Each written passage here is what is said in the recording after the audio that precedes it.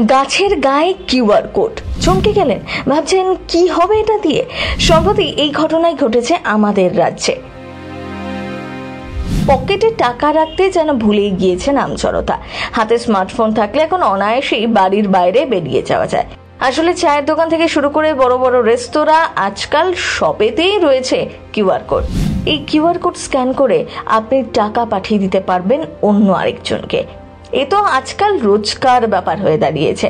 আত্মীয় স্বজন কিংবা বন্ধু বান্ধবকে টাকা পাঠানোর জন্য এখন আর ব্যাংকে যেতে হয় না, বরং স্মার্টফোন ব্যবহার করলেই সেই কাজটা হয়ে যায়। দোকানপাটে কিউআর কোড নতুন কিছু নয়, এমনকি টোটোতে সিটের গায়ে থাকে কিউআর কোড, যাতে আপনি চটজলদি পেমেন্ট করে দিতে পারেন। কিন্তু গাছের গায়ে কেন লাগানো হয়েছে? চন্দননগরে এমনই কাণ্ড ঘটেছে, যা দেখে প্রথমে অবাকই হয়েছিলেন স্থানীয়রা।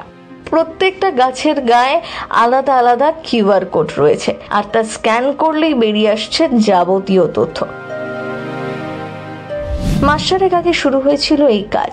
সম্প্রতি চন্দননগর পুর নিগমের তরফে আনুষ্ঠানিকভাবে গাছের আত্মপরিচয় প্রকাশ করা হয়। গাছের গায়ে লাগানো কিউআর কোড আর সেখানে লেখা হ্যালো মাইসেলফ, তার তলায় কিউআর কোডটি রয়েছে, যেখানে স্ক্যান করলেই আপনি জানতে পারবেন গাছ সম্পর্কিত যাবতীয় তথ্য। চন্দননগর স্ট্যান্ড রোড চার্চের সামনে, গভর্নমেন্ট কলেজের সামনে, গঙ্গার পাড়ে বহু প্রাচীন গাছ। প্রত্যেকটি গাছের জন্য তৈরি রয়েছে আলাদা আলাদা কিউআর কোড। গাছের পরিচয়পত্র থেকে যে কেউ মোবাইলে স্ক্যান করে গাছ সম্পর্কিত যাবতীয় তথ্য জানতে পারবেন। এর প্রজাতি, বয়স, উপকারিতা, কোথায় কোথায় পাওয়া যায়, সব তথ্য এক ক্লিকে। অনেকেই আছেন রাস্তায় যেতে যেতে কোনো গাছের সম্পর্কে কৌতূহল প্রকাশ করেন, কিন্তু বহু প্রাচীন গাছের সম্পর্কে কোনো তথ্যই পাওয়া যায় না। এখন থেকে তা আর হবে না। প্রত্যেকটি গাছের আলাদা আলাদা পরিচয় আপনার কাছে হাজির।